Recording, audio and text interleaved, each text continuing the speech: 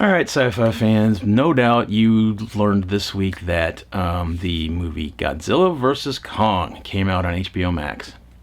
Now, I'm not going to spend a whole lot of time breaking down this movie. I'm not even going to go through, tell you who's playing who, etc.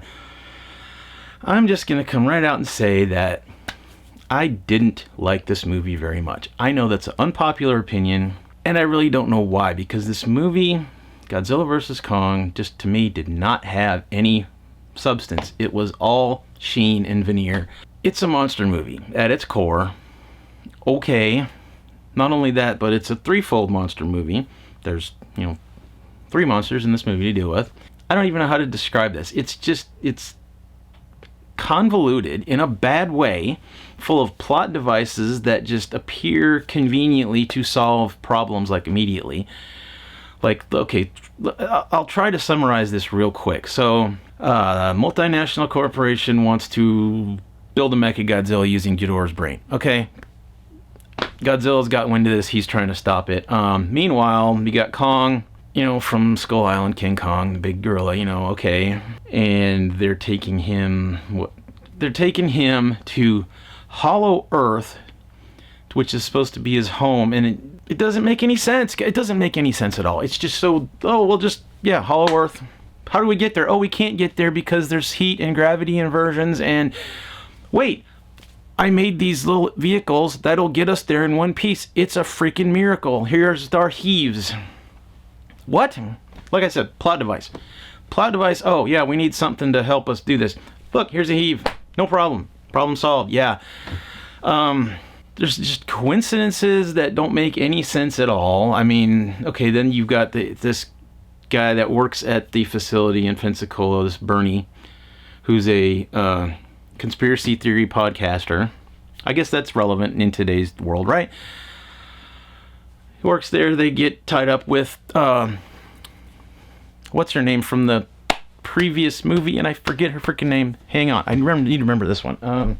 Madison and her friend Josh, he was Russell from Deadpool 2 as well, find him during this attack from Godzilla. It's all just very convenient. They see this and like, oh, we're gonna go down there and we're gonna freaking figure out what's going on.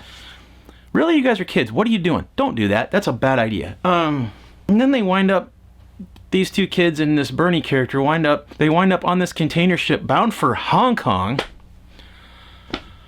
Or is it an airplane? I don't even remember.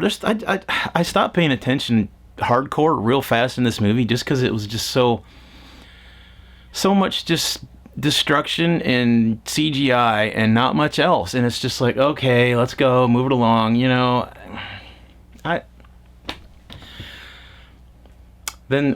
let's get back on track here. Yeah, that's the coincidence. That's where you got Madison and Bernie.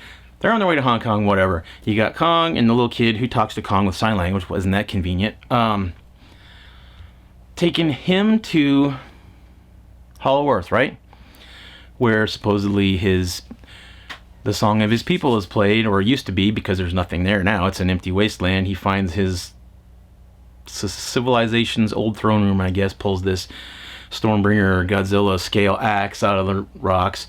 Oh my god, Godzilla's up top going, what the hell is that? Fires this laser beam through the earth, for Christ's sake, into the throne room. Nice shooting, Tex. And it's like, oh crap. Now, Kong is down there. They came there from Antarctica or something, I think. Now, see, okay, Godzilla's in Hong Kong when that happens because this company fires up their Mechagodzilla in Hong Kong there. So Godzilla's like, oh shit, I need to go deal with this problem. Oh crap, there's this thing down in Hollow Earth doing that. I need to deal with him. Kong comes flying up through another tunnel into Hong Kong. Apparently this is like a big interconnected, subway or something down there in Hollow Earth. You can take another exit and wind up in Hong Kong from Antarctica, like in a matter of minutes. That's pretty cool. And he surfaces up there and fights Godzilla, I guess, because that's what they wanted. Mechagodzilla shows up, beats the crap out of both of them. Godzilla gets almost killed by Mechagodzilla. Kong's like, oh, or the little kid's like, you need to go help. The little kid's like, hey, you need to go help Godzilla now. He's not your enemy. Okay. They go smash Mechagodzilla, destroying most of Hong Kong in the process. I'm thinking all these millions of people are now dead and homeless, billions and billions of dollars in property damage, in Hong Kong. Who cares, right? Let's just go, You also have to wonder why we didn't come up in, say, Tokyo.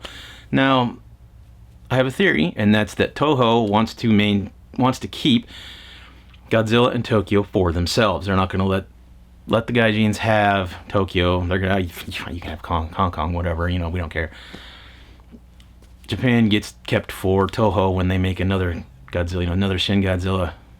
I guess Shin Godzilla. I don't know. That was actually a pretty good movie, by the way. Shin Godzilla. You should go check that out. Yeah, I mean, it's just a CGI destruction fest with nothing in between. It's crazy. I didn't like it.